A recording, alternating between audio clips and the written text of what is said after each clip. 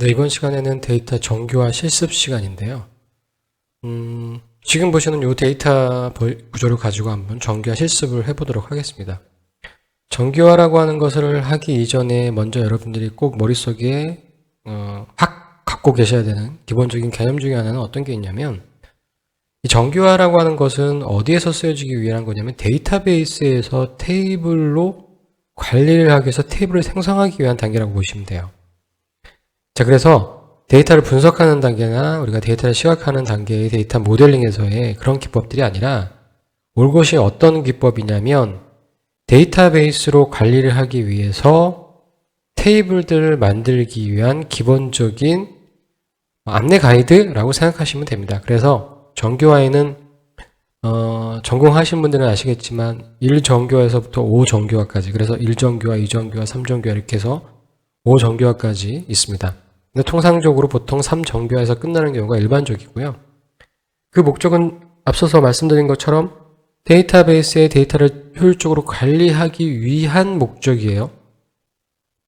그래서 상황에 따라서는 그러한 효율성, 즉 데이터를 관리하는 목적에서 데이터를 저장하고 데이터베이스적인 관점에서의 정규화, 즉 테이블 하나를 계속 쪼개서 더 이상 쪼갤 수 없는 형태의 테이블들로 여러 개로 분해를 하는 과정이거든요. 정규화라고 하는 것은. 그렇게 되면 여러분이 이렇게 생각할 수 있잖아요. 결국에 그러면 가장 이상적인 것은 하나하나씩 다 그냥 낱개별로, 지금 말씀드린 예를 들어서 이렇게 열을 하나씩 다 테이블을 만들어버리면 되지 않아? 나중에 얘네들 합치면 되잖아. 이렇게 또 말씀하실 수 있을 거잖아요. 그렇게 되면 너무나도 비효율적이죠. 너무 잘게 썰어도 문제가 있는 겁니다. 적당하게 썰어야 되는 거예요. 여러분들이 회를 드시기 위해서 횟집에 갔는데 두껍게 썰어도 욕먹고요. 너무 얇게 썰어도 욕먹고, 완전히 종이장처럼 슬라이스를 떠본다고 생각해 보세요. 과도하게. 그러면 또 욕먹겠죠. 그런 것과 마찬가지로 적당한, 항상 어렵기는 하지만 적당한 게 가장 중요한 부분입니다. 그렇다라고 하면 이 부분에서는 결국에는 이런 방법론은 어떤 하나의 결과를 도출하기 위한 방법일 뿐이잖아요. 그게 절대적인 진리이거나 목표가 되는 건 아닙니다. 그렇기 때문에 그러한 방법론을 기반으로 해서 우리가 결국에는 사람의 판단이 들어가야 되는 거고요. 저희가 결정을 해야 되는 부분이라고 보시면 돼요. 그래서 그러한 결정에 대한 부분을, 기준을 제시해 주는 하나의 가이드다라고 생각하시면 됩니다. 그래서 그 가이드를 저 나름대로는 해당되는 내용들을 보고, 물론 어렵게 느껴지고 어렵게 기술하는 책들이 되게 많이 있거든요. 그래서 제 나름대로 해석을 해서 저만의 방법으로 여러분들에게 좀 쉽게 설명을 드리도록 하겠습니다. 그게 아무래도 저의 주된 역할일 것 같기 때문에 여러분들이 제가 설명드리는 이 방법들을 한번 들어보시고 그 방법이 괜찮다라고 생각을 하시면 여러분 나름대로 개념을 정리를 하시고요. 혹시 들으셨는데도 그건 아닌 것 같은데 라고 하시면 여러분들도 나름대로 정리하시고 여러분들이 이해하시면서 여러분이 쉽게 이해할 수 있는 기준을 잡으시는 게 사실 그게 공부고, 그렇게 방법을 찾아 나가시는 게 훨씬 더 효율적인 방법이 아닐까 생각을 합니다. 자, 그럼 본격적으로 말씀을 드릴게요. 자, 보시는 것처럼 현재 이 테이블들에 대한 구조가, 열 구조가 이렇게 되어 있는 걸 확인하셨을 거예요. 자, 그럼 저는 이 녀석을, 데이터는 사실 의미가 없기 때문에 자, 행과 열을 바꿔서 이렇게 한번 만들어 보겠습니다. 그리고 자, 이 녀석은 꼭 이게 정해진 게 아니라 판매 일자별 원가 이런 게 나와 있는 거 보니까 매출 데이터일 가능성이 높잖아요. 그래서 저는 매출 테이블이라고, 이 녀석의 테이블의 이름을 매출 테이블이라고 이름을 짓겠습니다. 자, 그러면 지금 보시는 것처럼 밑에 나와 있는 녀석들에 대한 부분들은 뭐냐면 이 매출 테이블을 구성하고 있는 열이 되겠죠. 자, 데이터 테이블을 정규화하는 데 있어서 기본적인 첫 번째 원칙은 딱 두 가지만 여러분들이 그것만 아시고 계속 만드시면 돼요. 제 나름대로 1정규환이, 2정규환이, 3정규환이 이런 것들에 대한 말씀을 드려봤자 여러분들은 거기서 또 짜증이 날 수 있고요. 들어도 이게 잘 이해가 안 될 수 있습니다. 그래서 아예 그냥 정리를 그냥 해드릴게요. 딱 두 가지만 아시면 돼요. 자, 테이블은 원칙이 있어요. 그러니까 두 가지 원칙을만 지키시면 돼요. 첫 번째 원칙은 뭐냐면 테이블에는 기본적으로 각각의 필드들의 값이 중복되지 않아야 되는 그런 키 값을, 그러니까 구별해낼 수 있는 각각의 레코드라고 제가 말씀드릴게요. 레코드요. 레코드라고 하면은 요렇게 하나를 제가, 그러니까 요게 레코드죠. 요게 레코드예요. 요게 요 한 줄이 레코드죠. 이 레코드가 유일한 값으로 구분 지을 수 있는 하나의 아이디 있죠. 아이디는 반드시 있어야 돼요. 테이블에서. 자, 만약에 제가 이거를 1번이라고 하면, 자, 요거와 똑같은 형태가 2번이라고 하는 게 똑같이 나오면 안 되죠. 무조건 아이디는 유일한 값이어야 돼요. 이 값들의 구성이 유일한 값일 때 우리는 그 키 값을 여기다 정의해 주는 거예요. 통상적으로 우리가 사람의 정보에서 주민등록번호라든가 핸드폰 번호로, 그렇기 때문에 여러분들이 회원 가입을 하실 때 아이디라든가 뭐 이런 것들을 집어넣으시잖아요. 그래서 어떤 게 키 값이 될 거냐, 그 사람에 대한 여러 사람이 있는데 그 사람들 중에서 이 사람이 유일한 사람이라고 하는 그 유일성을 증명해 줄 수 있는 키 값이 존재해야 된다는 거죠. 그렇기 때문에 그 키 값은 반드시 있어야 된다라고 하는 게 기본적인 첫 번째 대원칙이에요. 그럼 제가 그냥 매출 테이블이니까요, 매출 아이디라고 이렇게 이름을 짓겠습니다. 매출 아이디가 반드시 있어야 돼요. 매출 아이디이기 때문에 저는 이 녀석에 대한 부분을 이렇게 빨간색으로 표시를 하겠습니다. 자, 그러면 이 다음부터는 정말 쉬워요. 꼭 쉽지만은 않고요. 쉬우면서도 약간 좀 아리까리한 부분이 좀 있습니다. 그래서 보시면은 저 매출 아이디를 기반으로 해서 이제는 매출 아이디가 각각의 라인들에 대한 부분들의 유일성을 검증해주는 도구가 되어야 되잖아요. 그러니까 모든 테이블에는 저 아이디 키 값이 반드시 있어야 돼요. 그래서 마스터 키라고 보통 프라이머리 키, 마스터 키라고 얘기합니다. 우리가.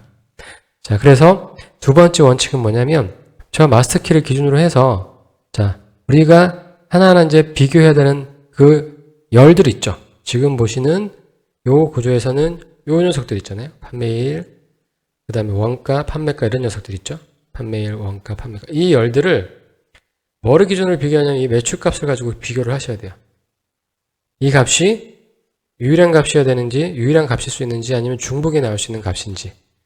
그래서 유일한 값이면 그러니까 중복이 나올 수 있는 값이 아니면 이 값은 그냥 여기에 이 테이블에 존재하지만, 만약에 이 값은 기본적으로 중복에 나타난 값이라고 하면 별도의 테이블로 얘를 옮겨줘야 됩니다. 자, 무슨 얘기인지 혼동되시는 분들은 제가 여기서 이제 하나씩 진행해 볼게요. 자, 매출 아이디가 1번이에요. 그리고 판매 일자가 나오겠죠. 그러면 2번에 매출 아이디 1번에 판매 일자가 2020년 1월 1일이라고 생각해 보세요. 2번에 매출 아이디 2번에 판매 일자가 2020년 또다시 1월 1일이 오면, 그런 케이스면은 이 판매일은 이 테이블에 존재하면 안 된다고요. 다른 테이블로 가야 돼요.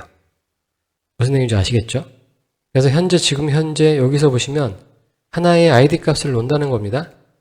그래서 제가 아이디 값을 하나 놓고 이 녀석을 1번으로 주는데, 그리고 이 녀석을 2번으로 주죠. 자, 1번에 대한 부분에 대해서 지금 판매 일자가 어떻게 되어 있습니까? 똑같은 값이 나오게 되죠. 그러면 이 아이디 값을 기준으로 봤을 때 기본적으로 이 날짜 값이 아이디의 구별이 됩니까? 안 됩니까? 안 되죠. 얘는 2009년 1월 1일이 1도 가고 2도 되잖아요. 그렇기 때문에 이 값으로는 아이디를 구분할 수가 없어요. 그렇죠? 그렇기 때문에 이 녀석은 어떻게 가시면 별도의 테이블로 만들어야 돼요.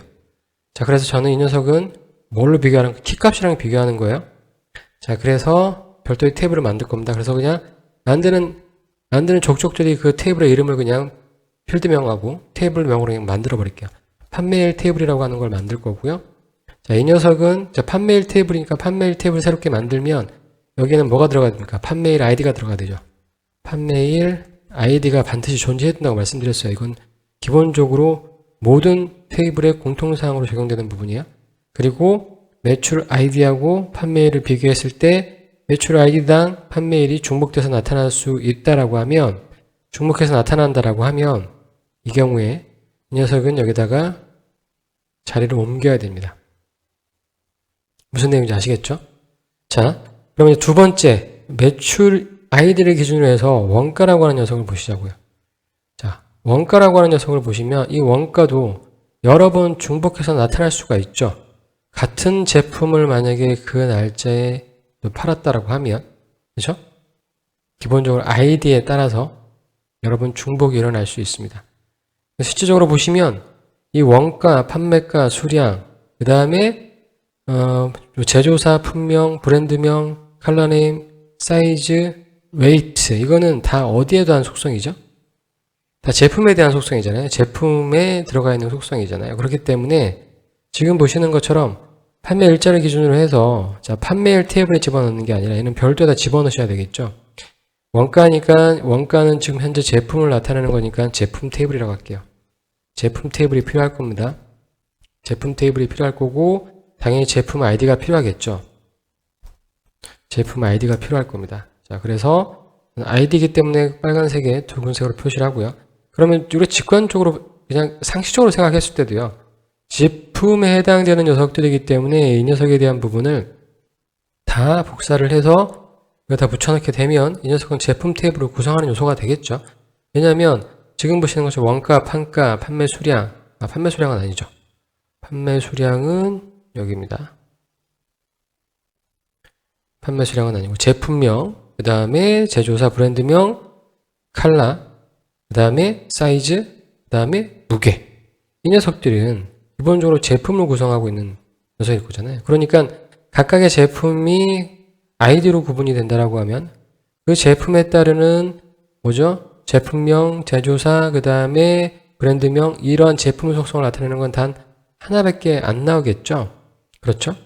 그렇기 때문에 지금 보시는 것처럼 해당되는 부분의 내용을 별도의 테이블로 구성을 하게 되는 겁니다.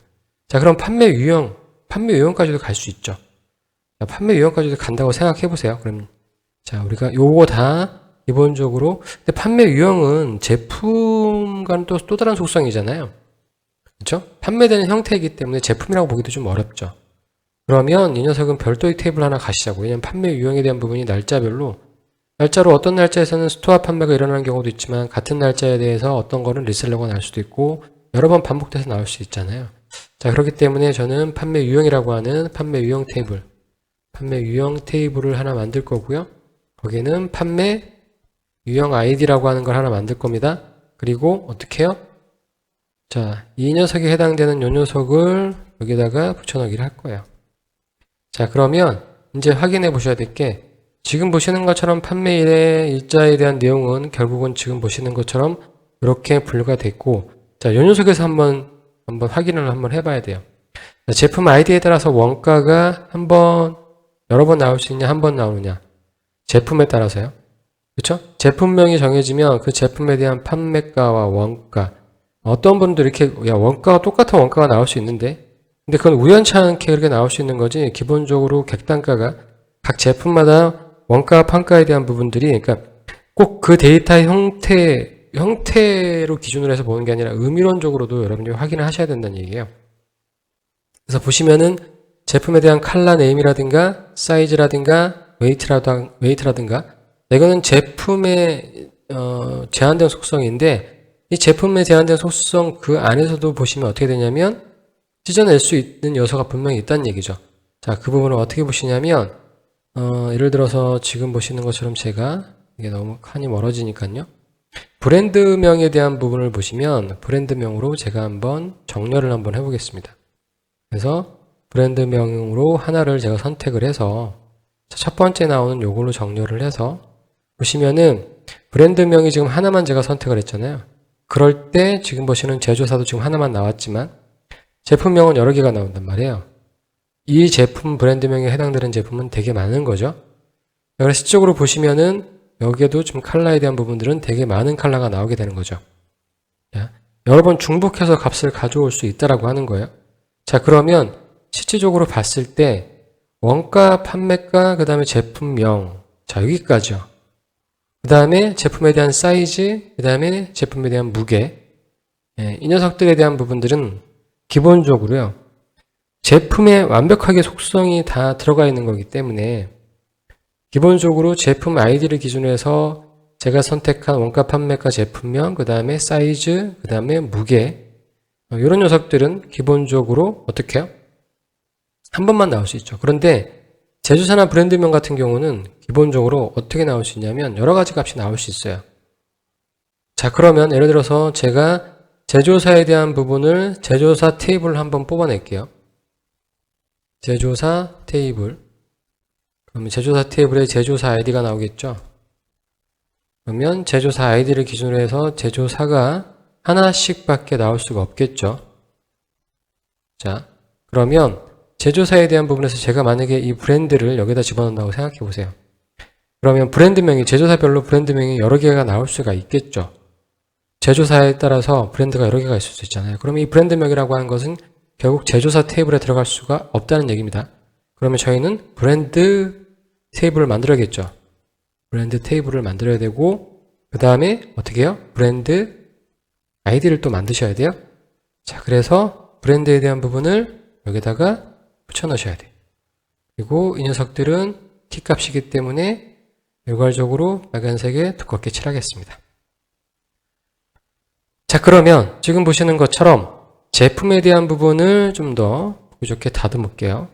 보시는 것처럼 원가, 판매가, 제품명, 컬러 네임, 그 다음에 사이즈, 웨이트, 이 녀석들은 하나의 제품 아이디에 따라서 우리가 중복이 일어나지 않고 독립적으로 이 녀석들에 대한 부분들을 잡아낼 수 있는 요소가 되겠죠. 제조사에 대한 부분을 하나로 다 기본적으로 여러 번 나올 수 있기 때문에 제조사별로 관리를 하고요.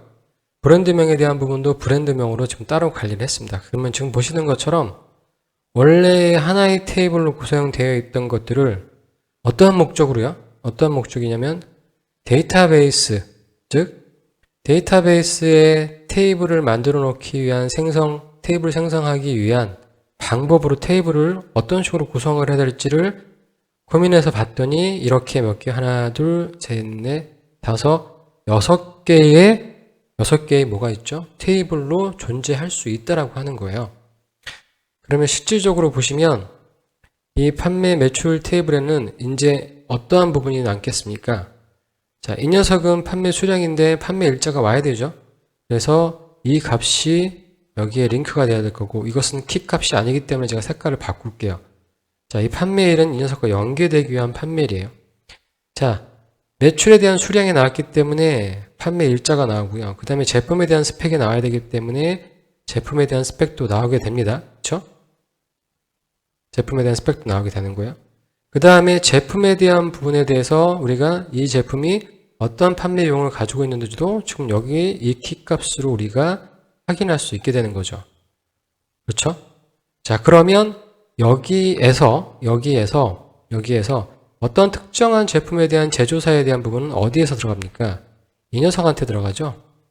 이 녀석한테 들어가요. 그렇죠? 그리고 그 제품에 대한 브랜드는 또 어디에서 들어가죠? 자, 여기에서 들어가게 됩니다. 그렇죠.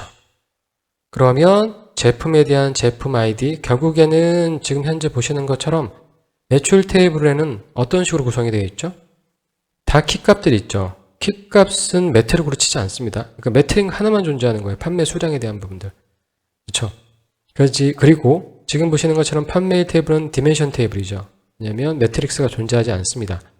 오로지 디멘션만 있죠. 여기도 마찬가지로 디멘션만 있는데 판매일이라고 하는 거에 대한 부분을 좀 더 세분화 시켜볼게요. 그러면 판매일에 대한 부분은 여기서부터 저희가 기준적으로 제가 이런 아이디는 반드시 있어야 되고 그 아이디를 키값을 기준으로 해서 해당되는 것이 유일한 값이냐, 중복이 허락될 수 있는 중복이 나오는 값이냐를 분류해서 유일한 값이라고 하면, 중복이 나올 수 있는 값이 아니라고 하면 이 테이블에 존재해야 되는 거고, 중복이 나오는 값이라고 하면 다른 테이블로 이동을 해서 다른 테이블을 생성을 해야 된다라고 제가 말씀드렸잖아요. 그래서 이렇게 만들었어요. 그 다음에 이 테이블들의 관계를 보시는 거는 저희가 또 하는 거죠. 그 다음에 약간의 보정, 이제 사용자가 제가 이제 4년간의 경험과 여러분들도 마찬가지고 여러분들도 경험과 직관에 의해서 이런 것들을 추가적으로 하시는 거예요. 날짜와 관련된 디멘션이잖아요. 그러니까 판매 일자니까 우리가 디멘션은 뭐라고 그랬죠? 매트릭스를 분석하기 위한 관점이라고 그랬죠. 그러면 이렇게만 디멘션이 관점에 나 있으면 판매 일자만 보는 거예요. 근데 만약에 예를 들어서 우리 여러분들 잘 아시다시피 보고서에 보시면 뭐가 있죠? 연도별 매출 현황, 그죠? 분기별 매출 현황, 이렇게 날짜를 다양한 각도로 보는 관점들이, 여러 관점들이 만들어지잖아요. 그 관점들을 저희는 여기서 만들어줘야 되겠죠. 그죠? 연으로도 볼 수 있고, 월로도 볼 수 있고, 분기로도 볼 수 있기 때문에 이 요소를 여기서 뭐요? 저희는 따로 만들어줘야 돼요. 만들어줘야 됩니다. 그렇죠? 그래서 제가 따로 만들어줘야 되는 거는 이렇게 표기를 할게요. 자, 제품에 대한 부분에서 원가, 판매가, 제품명, 컬러, 네임, 사이즈, 웨이트 나오고 나머지 제조사와 브랜드는 해당되는 이 부분에서 가져오는데 제조사에 대한 부분을 가지고 저는 이걸 확인할 수 있겠죠. 제조사의 등급이 어떻게 되는지, 그죠? 제조사의 주소는 어떻게 되는지, 연락처는 어떻게 되는지, 담당자는 어떻게 되는지. 자, 이런 식으로 이 제조사의 다른 내용들, 다른 디멘션 요소들을 저희가 얼마든지 다 추가해서 집어넣을 수 있겠죠. 판매 유형에 대한 부분에서 판매 이익률을 여기다가 판매 유형에 따라 우리가 만약에 결정을 진다. 만약에 그리고 또 리베이트율이 있다. 리베이트율이 있다라고 하면 기본적으로 지금 보시는 것처럼 리베이트율을 또 적용할 수도 있겠죠. 자, 이렇게 해당되는 테이블이 완성이 됐으면 그 테이블들을 성격을 더 늘릴 수 있는, 보정할 수 있는, 더 추가할 수 있는 내용들을 여러분들이 만들어내시면 되는 거예요. 그러면 이제 완벽한 테이블의 구조를 여러분들이 만들어내는 거죠. 그러면 무조건 기본적으로 1대 다의 관계가 만들어질 겁니다. 왜냐하면 지금 보시는 것처럼 하나는 기본적으로 중복이 나오지 않아야 되고 중복이 있는 녀석들은 다 저쪽으로 밀어넣었잖아요. 그렇기 때문에 당연히 이 밀어넣은 요소에는 중복이 안 나오는 유일한 값인 id가 있고 그 다음에 다른 값에 의해서 중복된 키 값들이 존재하기 때문에 반드시 1대 다의 관계로서 릴레이션들을 쭉쭉 맺어 나갈 수가 있게 되는 거예요. 아주 심플하게 우리가 데이터 구조를 만들어낼 수 있게 되는 겁니다. 그런데 여기서 이렇게 끝내시면 안 돼요. 자, 지금 보시는 것처럼 제가 추가적으로 이제 여기에 들어갈 수 있는 무언가를 만들어냈다라고 했을 때, 자, 그럼 이렇게 생각하시는 분도 분명히 계실 거예요. 질문을 할 수 없으셔가지고, 야, 봤더니 칼라 네임도 보니까 여러 번 중복이 나오더라. 그러면 이게 제품에 따라서 칼라 네임이 들어갈 수 있다라고는 하지만 좀 더 완벽하게 하려면 칼라 네임, 그죠? 또는 사이즈나 웨이트도 그냥 이런 브랜드나 이런 애들처럼 별도적으로 관리를 하면 해야 되는 게 아니냐라고 얘기하실 수 있어요. 가능합니다. 가능해요. 그때는 여러분들이 판단을 하셔야 되는 거예요. 기본적으로. 지금 보시는 것처럼 판매 유형과 브랜드명에 대한 부분들이 사실은 기본적으로 여기에 들어가도 상관없어요. 크게 별 문제를 일으키는 요소는 아니란 말이죠. 이러한 관점은 어느 관점이냐면 데이터를 저장하는 측면에 있어서는 기본적으로 이 녀석들이 이 자리에 오므로 해서 얘가 하나가 생김으로 해서 다른 값들이 중복해서 나올 수가 있어요. 그러니까 3번 나올 수가 있다고요. 제품. 얘가 하고 싶은 것은 이 테이블에 웬만하면 그냥 한 번만 나오게끔 하고 싶은 거예요. 한 번만. 그러니까 키 값을 제외하고 시적인 그 데이터가 저장돼야 되는 값이 그냥 한 번만 나오면 되는 거예요. 여기에 키 값들은 실제적으로 저장되는 값하고는 약간 차이가 좀 틀립니다. 왜냐하면 우리가 가리키고 있는 거잖아요. 포인터 역할을 한단 말이에요. 그렇죠? 그래서 실질적으로 저 녀석들에 대한 키 값은 자동으로 생성되는 값으로 우리가 보통 데이터베이스도 만들 수 있기 때문에 그 값이 데이터에 저장하는 공간에 치명적인 엄청나게 어마어마한 공간을 차지하거나 그러지를 않아요. 그렇기 때문에 실질적으로 얘가 관점을 갖고 있는 건 뭐냐면 실질적으로 여기에 저장되는, 즉 녹색으로 표시되는 녀석들이 있죠. 녀석들이 중복적에서 나오는 걸 싫어하는 거 극히 싫어해요. 극히 싫어하게 됩니다. 그러다 보니까 자, 판매 유형에 대한 부분 아까 보셨던 것처럼 리셀러 뭐 이런 게 나왔잖아요. 자, 그러면 이 판매 유형에 대한 부분들이 자, 여기로 들어가게 되면 판매 유형에 대한 어떤 제품에 대한 판매 유형이 그만큼 여기가 2개고 4개면 2 곱하기 4 이런 식으로 얼마든지 카디널 곱합, 그러니까 우리가 그 집합에 대한 부분에서 1대 다의 관계가 계속 매칭이 되는 관계 있죠. 요게 하나, 둘, 셋, 넷, 다섯, 6개 이렇게 매칭되고 또 2개, 또 하나가 있으면 요거 기준으로 또 하나, 둘, 셋, 넷, 다섯, 여섯 이렇게 매칭되는 그런 구조가 생기게 되면 그만큼 반복이 일어난단 말이에요. 그건 데이터베이스에서는 정말 싫어하는 작업 중에 하나거든요. 그런데 생각해 보세요. 만약에 데이터 모델링에서 데이터 모델링은 데이터를 저장하기 위한 게 아니잖아요. 그렇죠? 저희는 데이터를 분석하고 시각하기 위한 방법인데 이렇게 가지를 많이 쳐버리게 되면 그래도 말씀드린 것처럼 데이터 릴레이션이 많아지게 되면 그만큼 고려할 사항들이 많거든요. 그러면 점점 의미만 복잡해지는 거예요. 여러분들이 단순하게 두 개의 테이블만 있을 때, 그러니까 이 하나의 테이블만 있을 때 피벗 테이블 만드는 거하고요.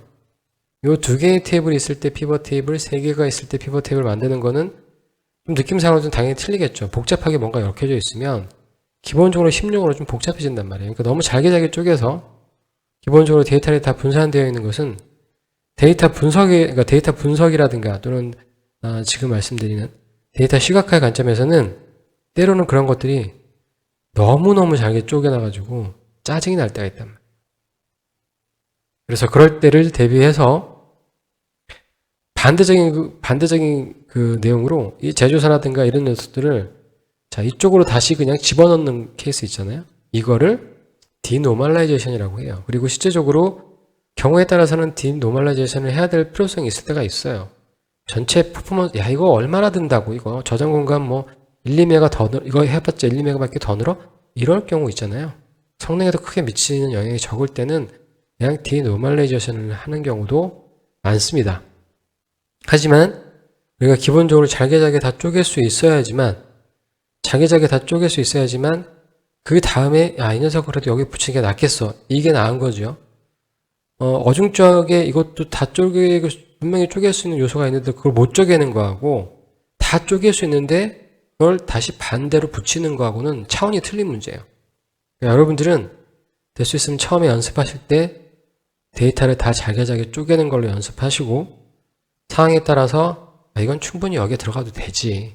한두 개 정도 중복 나는 거야. 그러니까 그때 그 판단 근거는 뭐냐면, 이 테이블이 지금 현재 테이블 이름 줬잖아요.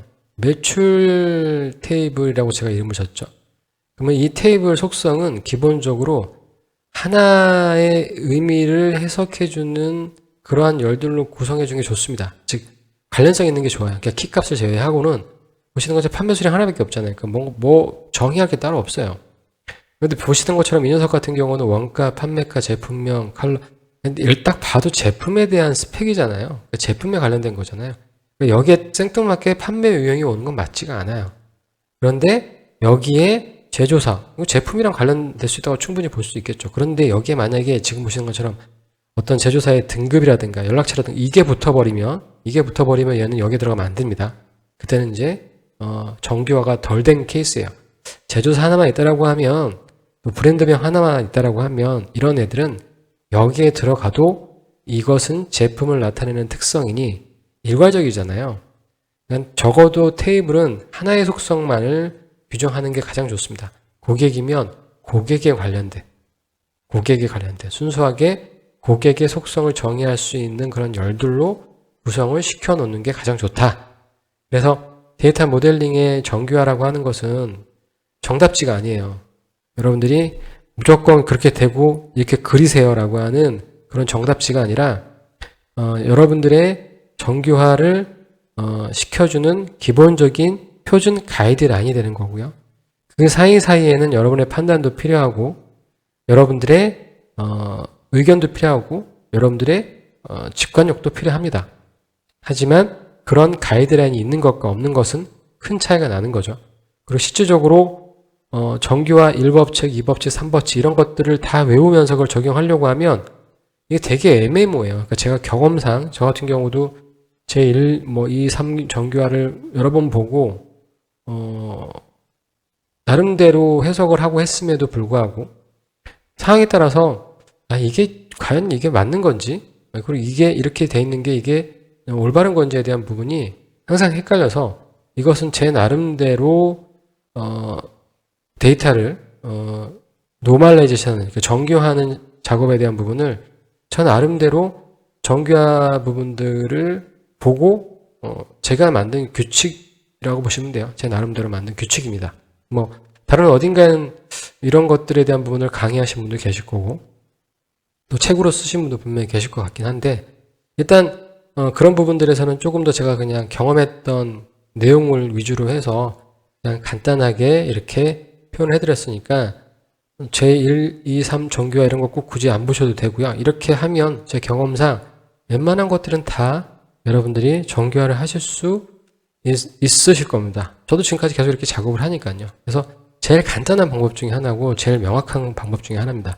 그래서 모든 테이블에는 그 테이블들의 각 라인을 레코드를 구분질 수 있는 키값이 존재해야 된다. 그리고 해당되는 열이 그 테이블에 존재해야 되는지 아니면 다른 테이블에 존재해야 되는지에 대한 부분들은 기본적으로 그 키값을 기준으로 해서 중복 여부를 판단하면 쉽게 판단해서 구분할 수 있다라고 하는 게 제가 지금까지 나름대로 공부하고 경험에서 얻은 제 나름대로 규칙과 판단입니다. 여러분들 이 내용 한번 보시고요. 여러분들만의 데이터들 있죠. 그 데이터를 정교화하시는 연습 있죠. 요거 반드시 해보셔야 돼요. 그냥 요 강의 들으시고 머릿속으로 여러분들이 하시는 거랑 실제적으로 여러분들이 쓰고 계시는 엑셀 테이블 또는 보고서를 가지고 이렇게 테이블화 만드시는 거랑은 천지 차이입니다. 천지 차이예요. 그리고 그렇게 만들어진 거를 가지고 데이터베이스를 한번 구성해 보는 것도 저는 적극 추천해 드립니다. 또 거기에서는 다른 여러분이 생각하지 못했던 요소들이 막 튀어나오게 돼요. 그래서 이런 것들을 이렇게 한두 번 이렇게 구축을 해보시면 나름대로 이제 경험이 쌓이고 그런 경험들이 나중엔 직관력으로 자리 잡게 되는 거죠. 그래서 그냥 딱 보기만 해도 요거는 이렇게 그냥 만들면 되겠다 라고 하는 것들이 바로 그런 직관력과 경험치에서 나오는 하나의 노하우가 되게 되는 겁니다. 자, 저는 여기까지 말씀드리고 저는 여러분들 꼭 해보시고 전 다음 시간에 또 여러분들 찾아뵙도록 하겠습니다. 감사합니다.